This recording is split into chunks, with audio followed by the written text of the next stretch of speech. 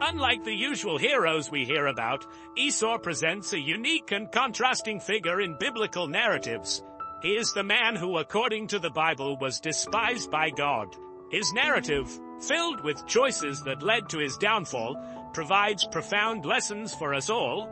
Esau's tale unfolds within the larger narrative of the book of Genesis, which chronicles the early history of the Israelites. Born to Isaac and Rebekah, and the twin brother to Jacob, Esau's life is a tapestry of impulsive decisions, spiritual negligence, and a struggle for blessings. Each of these elements not only defines his personal trajectory, but also offers deep insights into divine justice, human responsibility, and the importance of spiritual values. To fully understand Esau's story, we need to begin with his birth and early life, which already set the tone for the complexities to follow. In Genesis 25:24-26, we read about the birth of the twins. Rebekah, who experienced a difficult pregnancy, received a prophecy from God. 2 nations are in your womb, and 2 peoples from within you will be separated. 1 people will be stronger than the other, and the older will serve the younger. This prophecy, given even before their birth, foreshadowed the tumultuous relationship that would characterize Esau and Jacob's lives. Esau was the first to be born, described as red and hairy, attributes that would later link him to the land of Edom, meaning red. His physical appearance set him apart from birth, and he grew to be a skillful hunter, a man of the open fields. This contrasted sharply with Jacob, who was born holding on to Esau's heel, signifying his future struggle to overtake his brother. Jacob was a quiet man, preferring the tents, indicative of a different set of values and lifestyle. Isaac, their father, favored Esau, perhaps drawn to his ruggedness and the game he brought home. Rebekah, however, favored Jacob, a preference that would play a crucial role in the unfolding events. This familial divide, rooted in their parents' differing affections, sowed the seeds for future conflicts. The stage was set for a story of rivalry, deceit, and eventually reconciliation, all under the watchful eyes of divine prophecy. In ancient Near Eastern culture, the concept of birthright, known as Bikorah, was of profound importance. The firstborn son was entitled to a double portion of the inheritance, reflecting his position as the family leader and spiritual head. This right carried not only material wealth, but also significant spiritual responsibilities. The birthright was a sacred trust, symbolizing the continuation of the family's divine blessings and covenant with God. For Esau, being the firstborn, the birthright was his by default. However, his actions soon revealed a profound disregard for these sacred responsibilities. The Bible poignantly illustrates this through the narrative of Esau trading his birthright for a bowl of stew. This act is more than a historical anecdote.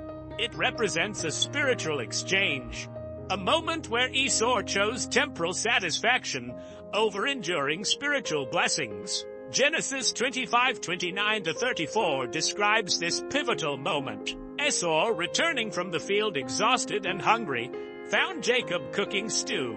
Driven by immediate physical needs, Esau asked Jacob for some of the stew. Jacob, seizing the opportunity, demanded Esau's birthright in exchange. In a moment of impulsive decision-making, Esau agreed, saying, "Look, I am about to die. What good is the birthright to me?" This transaction wasn't merely a face-value trade. It symbolized Esau's lack of spiritual discernment.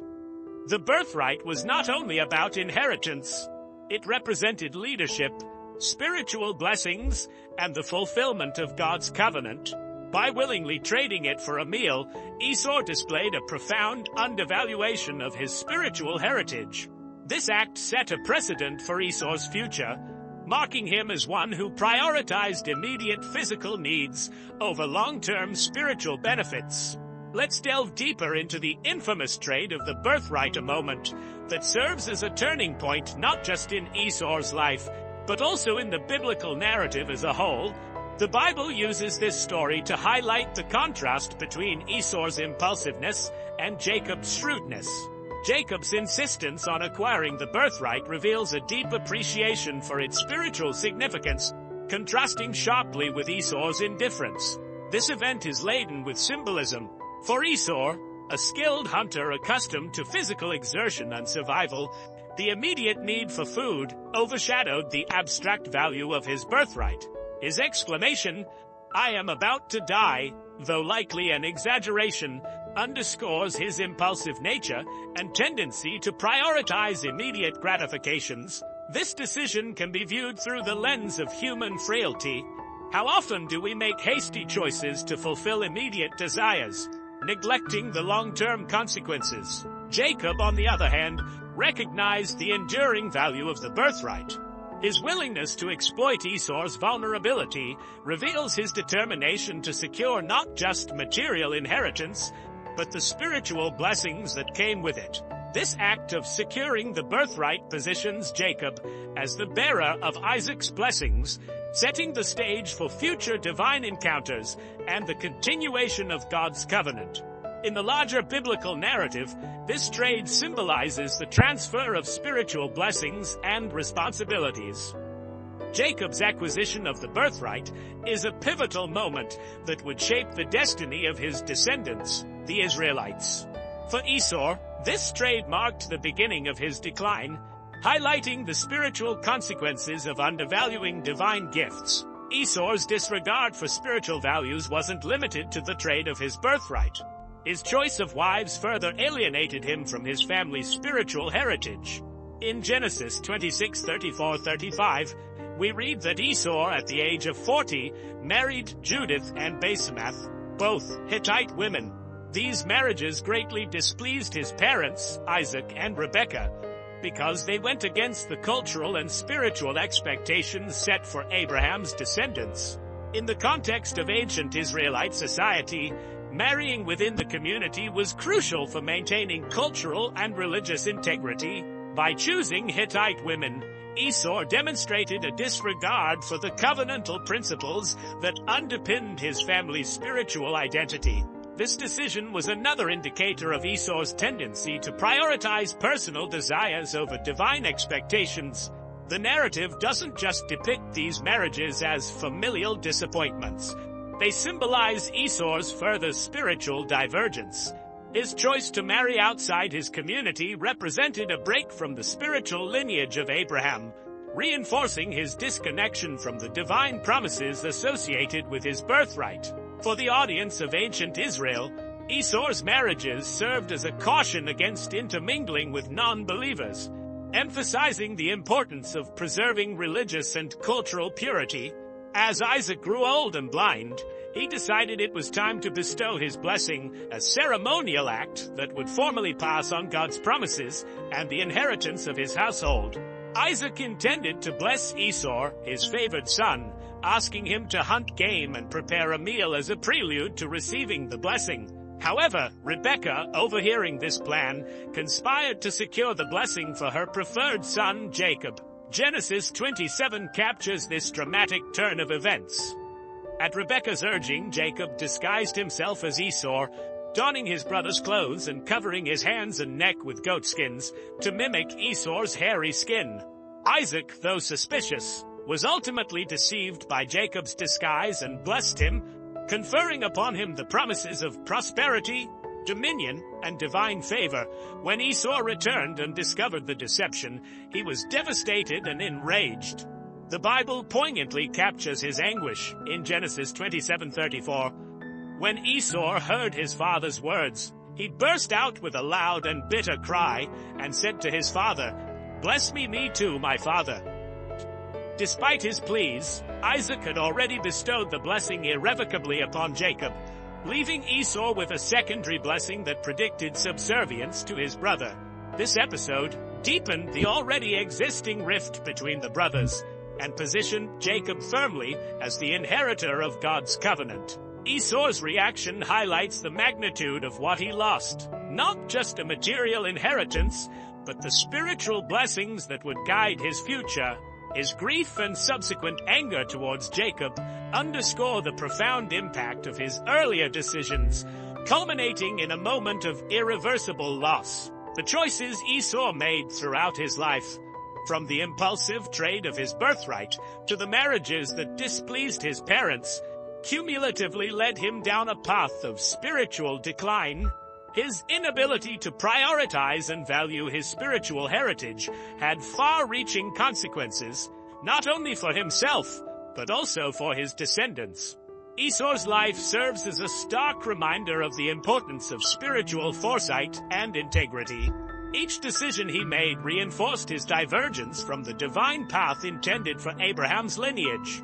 The narrative underscores the reality that our choices, especially those made in moments of weakness or impulsivity, can have lasting spiritual and practical ramifications. Esau's story also invites a deeper reflection on the balance between divine sovereignty and human responsibility. The Bible makes it clear that God's covenant would be fulfilled through Jacob, the younger twin, in line with the prophecy given to Rebekah before their birth. However, this divine plan doesn't absolve Esau of responsibility for his actions. Esau's decisions, selling his birthright, marrying Hittite women, seeking revenge against Jacob, illustrate how human agency operates within the framework of divine sovereignty. God's foreknowledge and plans included Esau's choices, but these choices were freely made and carried inherent consequences. This duality emphasizes that while God's overarching plan prevails, human decisions play a critical role in the unfolding of that divine narrative. The contrast between Esau and Jacob is striking and serves to highlight different aspects of spiritual life. Esau represents an immediate, physically oriented mindset, prioritizing the present moment and tangible needs. Jacob, despite his flaws and deceptive actions, represents a future-oriented, spiritually focused mindset, valuing long-term blessings and divine favor. The dynamics between the two brothers symbolize larger spiritual themes. Esau's narrative cautions against a life driven by immediate gratifications and neglect of spiritual values. Jacob's story, on the other hand, albeit morally complex, underscores the importance of striving for spiritual inheritance and being part of God's covenantal promises. Esau's life and the theological ramifications of his actions have sparked extensive discussions and interpretations among scholars and theologians. One of the key debates revolves around the statement in Malachi 1:2-3 and Romans 9:13. I have loved Jacob, but Esau I have hated. Understanding this divine preference involves exploring the nature of God's love and justice. The term hated in its Hebrew context, as previously mentioned, does not necessarily convey emotional hatred, but can imply rejection or being adversarial. God's preference for Jacob was rooted in Esau's own actions that consistently reflected a disregard for spiritual responsibilities and divine commandments. These interpretations challenge believers to consider the nature of divine justice, human free will, and the moral responsibilities tied to spiritual heritage. Esau's story serves as a lens through which we can explore the complexities of divine human relationships and the ethical implications of our choices. Despite the numerous conflicts and estrangements, Esau's story also includes a significant moment of reconciliation. In Genesis 33, years after Jacob fled to escape Esau's wrath, the two brothers meet again. Jacob, fearing Esau's revenge, approaches him with humility and gifts. Surprisingly, Esau meets him with forgiveness and embraces him. Genesis 33:4 states, But Esau ran to meet Jacob and embraced him. He threw his arms around his neck and kissed him. And they wept. This moment of reconciliation highlights a powerful lesson about forgiveness and the possibility of healing, even in deeply strained relationships. Esau's ability to forgive and reconcile with Jacob demonstrates the potential for grace and redemption. It shows that even after a series of misguided decisions and lost blessings, reconciliation is possible through humility and genuine repentance. Esau's legacy continued through his descendants, known as the Edomites. They settled in the land of Edom, located southeast of Israel. The name Edom, meaning red, harkens back to Esau's red complexion and the red stew for which he traded his birthright. The Edomites' legacy is intricately intertwined with the story of Esau and Jacob, as they often found themselves in opposition to Israel. Throughout biblical history, the Edomites are depicted as adversaries of the Israelites. Their refusal to allow Moses and the Israelites to pass through their land during the Exodus, Numbers 20:14-21, is a notable instance of this enmity. The prophetic books, such as Obadiah, further highlight the judgment that befell Edom due to their pride and opposition to Israel. This antagonistic relationship between Edom and Israel symbolizes the prolonged conflict first evident in Esau and Jacob's personal struggles. It illustrates how personal and familial choices can extend their impact across generations, shaping the destiny of entire nations. Esau's narrative provides several key spiritual and moral lessons that remain relevant for contemporary believers. Esau's mistake in undervaluing his birthright underscores the importance of cherishing and safeguarding our spiritual heritages. This lesson encourages believers to appreciate the spiritual blessings and responsibilities they inherit, recognizing their enduring significance. Esau's impulsive decision to trade his birthright for a meal teaches the peril of prioritizing short-term pleasures over long-term spiritual benefits. It urges believers to exercise wisdom and spiritual discernment in their choices. Esau's marriages to Hittite women, which displeased his parents, highlight the importance of maintaining cultural and spiritual integrity. This lesson calls believers to uphold their ethical and spiritual principles even amidst external pressures. Esau's story invites reflection on the balance between divine sovereignty and human agency. While God's plans prevail, Esau's choices played a crucial role in his narrative.